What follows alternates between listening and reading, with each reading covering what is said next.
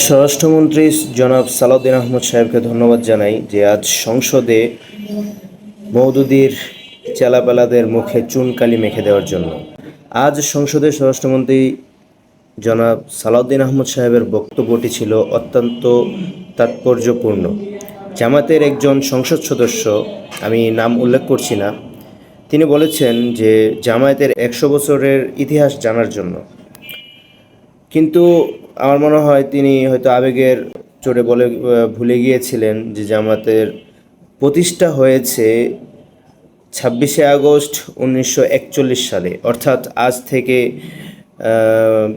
প্রায় 85 বছর আগে। 100 বছর নয়, 1971 সাল এবং আজ পর্যন্ত বিভিন্ন সময় তাদের যেই অবস্থান দেশের প্রতি এবং ধর্মীয় সেক্টরে, এগুলা আমাদের কারোরই অজানা নয়। তো আমি সেই মুরব্বী সংসদ সদস্যকে বলতে চাই যে আপনার হয়তো বয়স হয়ে গিয়েছে, আপনি কথাবার্তা হয়তো ভুলে গিয়েছেন আপনাদের ইতিহাস।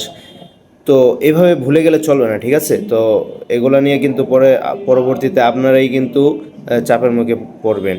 ইতিহাস চাপা দিয়ে নয়, সত্যের মুখোমুখি হয়েই রাজনীতি করতে হয়। জনগণ কিন্তু অতীত ভুলে যায় না। মানুষকে বিভ্রান্ত করে বা ভিন্ন বক্তব্য দিয়ে ইতিহাস বদলানো যায় না। ভণ্ডামি যতই আড়াল করার চেষ্টা করেন, একসময় সত্য প্রকাশ পেয়ে যাবে। তাই ইতিহাসের কথা বলার আগে নিজেদের ইতিহাস স্মরণ রাখা উচিত।